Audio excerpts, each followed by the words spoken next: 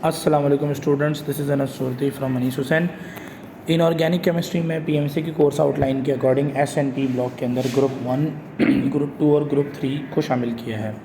मैंने 2 videos group 1 और group 2 पर बना ली थी। उसमें मैंने तमाम पॉसिबल एस्पेक्ट को from Sindh board and from federal board and from Punjab board तीनों चीज़ों को कवर करके कुछ इन्फॉर्मेशन अटैच की हुई थी, साथ में एक वॉइस रिकॉर्डिंग भी थी, तो आप उसको देख सकते हैं। और मैं उससे रिलेटेड एमसीक्यूज़ भी आपसे शेयर कर दूंगा। और ये हमारा ग्रुप 3 है। ग्रुप 3 या ग्रुप 13, ग्रुप 3A या ग्रुप 13, या आप इसको कह लें बोरोन फैमिली, ये तीनों एक ही हैं। या इसको आप ट्रायल्स भी कह सकते हैं, ट्रायल्स, क्योंकि इस ग्रुप के एलिमेंट की वैलेंसी जो होती है वो 3 होती है। इनके आउटर मोस्ट शेल में, वैलेंस शेल में 3 इलेक्ट्रॉन होते हैं। एलिमेंट्स में बोरोन, एल्यूमिनियम, गैलियम, इंडियम और थेलियम है, लेकिन हमारे पास बोरोन और एल्यूमिनियम ज़्यादा इंपॉर्टेंट एलिमेंट हैं बजाय गैलियम और इंडियम और थेलियम के। इसमें बोरोन नॉन मेटल है, बाकी एल्यूमिनियम, गैलियम, इंडियम और थेलियम सारे के सारे मेटल्स हैं। अच्छा, इसमें एक चीज़ जो जहन में रखनी है कि मेल्टिंग पॉइंट बोरोन का सबसे ज़्यादा इसलिए है क्योंकि उसका कोवेलेंट स्ट्रक्चर होता है, जॉइंट कोवेलेंट स्ट्रक्चर होता है, इस वजह से उसका मेल्टिंग पॉइंट ज़्यादा है।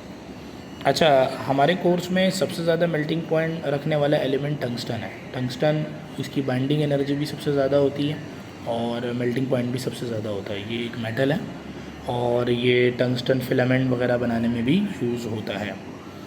एल्यूमिनियम के बारे में बताया जाता है कि third most abundant element on earth crust है after oxygen and silicon. Silicon second most है और ऑक्सीजन फर्स्ट है, उसके बाद एल्यूमिनियम है। अच्छा, एल्यूमिनियम एक बहुत अच्छा एलिमेंट है और एल्यूमिनियम के बारे में कुछ बातें फर्दर भी आपके सामने आगे आएंगी, तो वो देखिएगा। अच्छा, ये जो ग्रुप ट्रेंड्स की बात है, अब देखें अल्कलाइन अर्थ मेटल में जो है वो ग्रुप ट्रेंड क्या था कि भाई down the group ionization energy decrease होती थी, इलेक्ट्रोनेगेटिविटी डिक्रीज़ होती थी, एटॉमिक साइज़ इंक्रीज़ होता था। वहाँ पे ज़्यादा इरेगुलरिटी नहीं थी, बिल्कुल स्मूथ जो है ना ग्रुप ट्रेंड चल रहे होते थे। लेकिन इनमें इरेगुलरिटीज़ हैं, यानी आप इनके ग्रुप ट्रेंड्स को प्रॉपर्ली बता नहीं सकते। और ये आपके सामने देखे मैंने एटॉमिक साइज़ के बारे में तो मैंने यही लिखा हुआ है कि वो इंक्रीज़ हो रहा है डाउन द ग्रुप के बारे में, लेकिन ionization energy, electronegativity, melting and boiling point, density, इन तमाम चीज़ों के बारे में इरेगुलर ट्रेंड का वर्ड यूज़ किया है, क्योंकि इंक्रीज़ डिक्रीज़ होते हुए फिर इंक्रीज़ होना, फिर डिक्रीज़ हो जाना, ये इनका ट्रेंड रहा है। अगर आप इनकी वैल्यूज़ पे देखें तो वैल्यूज़ में भी आपको इसी तरह की तमाम चीज़ें नज़र आएंगी। तो खैर बहरहाल आपने अपने जहन में सिर्फ ये रखना है कि इनका इरेगुलर ट्रेंड है, ठीक है। अच्छा, ऑक्सीडेशन स्टेट अगर हम इस ग्रुप की मेंबर की देखें, देखिए ऑक्सीडेशन स्टेट में सबसे ज़्यादा हाईएस्ट ऑक्सीडेशन स्टेट मैंगनीज़ की होती है। हमारे कोर्स में मैंगनीज़ की है। वैसे तो इसके अलावा एक एलिमेंट है ऑस्मियम, एक एलिमेंट है इरिडियम, उसकी ऑक्सीडेशन स्टेट +8 भी होती है। बहरहाल आपने जहन में ये रखना है हाईएस्ट ऑक्सीडेशन स्टेट रखने वाला मैंगनीज़ है, विच इज़ +7। अच्छा, वेरिएबल ऑक्सीडेशन स्टेट भी होती है ना। अब वेरिएबल ऑक्सीडेशन स्टेट क्या है, अब देखें बोरोन की ऑक्सीडेशन स्टेट -3+3 है, यानी कभी इस पर +3 चार्ज आ रहा होगा, कभी -3 चार्ज आ रहा होगा। लेकिन बोरोन से आगे पीरियड 3 के, पीरियड 4, पीरियड 5 और पीरियड 6 के एलिमेंट की ऑक्सीडेशन स्टेट वेरिएबल है, जैसे कि +1 +3, +1 +3, +1 +3, ठीक है। ये भी आप ज़रूर देखिएगा, ये याद रखिएगा। एल्यूमिनियम ज़्यादा आपको मोस्टली जो है ना +3 में नज़र आएगा, एल्यूमिनियम ज़्यादा +1 में नज़र नहीं आता, सही है। एल्यूमिनियम आपको +3 में ही मिलेगा, लेकिन गैलियम, इंडियम और थेलियम के +1 और +3 वाले कंपाउंड एग्जिस्ट करते हैं, सही है। तो ये ऑक्सीडेशन स्टेट का ऐसी, अचल पीएमसी ने भी ज़रा जो सवालात देना शुरू किए हैं वो सब भी लॉजिकल बेस्ड के बजाय नॉलेज बेस्ड सवाल है, तो उसी के अकॉर्डिंग आपको ये ऑक्सीडेशन स्टेट वाला पार्ट भी ध्यान में रखना पड़ेगा।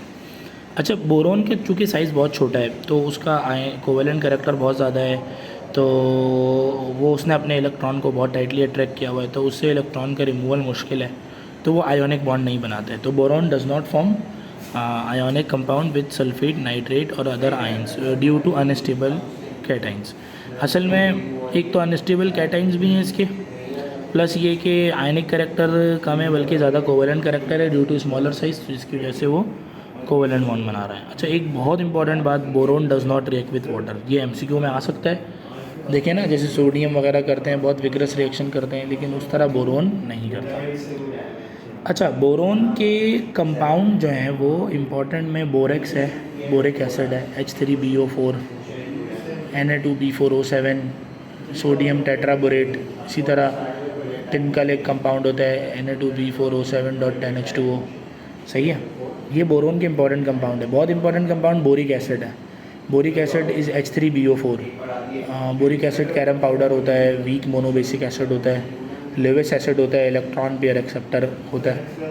और फर्दर बोरिक एसिड, बोरोन के जो एसिड्स हैं, ऑक्सी एसिड्स ऑफ बोरोन, उनमें बोरिक एसिड है, बोरिक एसिड ऑर्थोबोरिक एसिड होता है H3BO3, फिर उसके बाद पायरोबोरिक एसिड होता है, फिर मेटाबोरिक एसिड होता है, और फिर बोरोन ट्राइऑक्साइड होता है। वो upon heating boric acid water release कर करके डिफरेंट तरह के एसिड बनाता है। तो बोरोन के इंपॉर्टेंट कंपाउंड ये हैं। और एल्यूमिनियम इस ग्रुप में बहुत इंपॉर्टेंट है। एल्यूमिनियम सेल्फ प्रोटेक्टिंग मेटल है, it acquires a thin coating of Al2O3 जब उसको ऑक्सीजन से मिलाते हैं। तो जब ऑक्सीजन से मिलाने पर उस पर Al2O3 की लेयर बन जाती है ना, तो फिर वो कोरोजन उसमें फ़र्दर नहीं हो पाती, क्योंकि वो जो लेयर बनी है ना ऑक्साइड की लेयर, वो उसको फर्दर कोरोजन से प्रिवेंट करती है। इसी तरह एल्यूमिनियम पाउडर को अगर आप हीट करें 800 डिग्री सेंटीग्रेड अबव एयर में, तो एयर में ऑक्सीजन और नाइट्रोजन से मिलकर एल्यूमिनियम ऑक्साइड और एल्यूमिनियम नाइट्राइड बनाता है। तो एल्यूमिनियम ऑक्साइड और एल्यूमिनियम नाइट्राइड, ये जो रिएक्शन है ना, ये हाईली एक्सोथर्मिक है, और ये फ्लैश लाइट फोटोग्राफी के लिए यूज़ हो सकता है।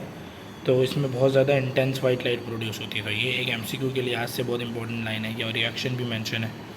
अच्छा, can react with O2 and N2 so it can be use to remove air bubbles from molten metals. यानी मोल्टन मेटल्स पर जो बबल्स होते हैं ना, जैसे कि कॉपर की एक्सट्रैक्शन की जा रही है, मोल्टन कॉपर हासिल किया जा रहा है, या आयरन की एक्सट्रैक्शन की जा रही है, मोल्टन आयरन किया हासिल किया जा रहा है, तो उस पर अगर एयर बबल्स होंगे तो वो एल्यूमिनियम उनको, क्योंकि एल्यूमिनियम ऑक्सीजन और नाइट्रोजन से रिएक्ट कर सकता है, तो एल्यूमिनियम से वो चीज़ें हटाई जा सकती हैं। सॉल्ट सोल्यूशन को road badly, so aluminium isn't suitable for marine use. देखिए, एल्यूमिनियम जो है ना, मतलब मरीन यूज़ के लिए ही नहीं, यानी कोई जहाज़ का जो आउटर पार्ट है वो एल्यूमिनियम का नहीं हो सकता, क्योंकि उसमें फिर सॉल्ट सोल्यूशन की वजह से कोरोजन हो जाएगी। वैसे नॉर्मल तो नहीं होती, लेकिन ये सॉल्ट सोल्यूशन वाले उसकी वजह से कोरोजन हो सकती है। इसके रिएक्शन विद नॉन मेटल भी मैंने गिवन किए हैं। एल्यूमिनियम हीटेड एल्यूमिनियम हैलोजन से कंबाइन हो सकता है, सारे एक्सोथर्मिक होंगे। क्लोरीन से मिलकर ये AlCl3 AlH3 लेविस एसिड बना सकता है। AlH3 कोवलेंट हाइड्राइड है, लेविस एसिड है, इलेक्ट्रॉन पेयर एक्सेप्टर है। और एसिड एंड अल्कलीज में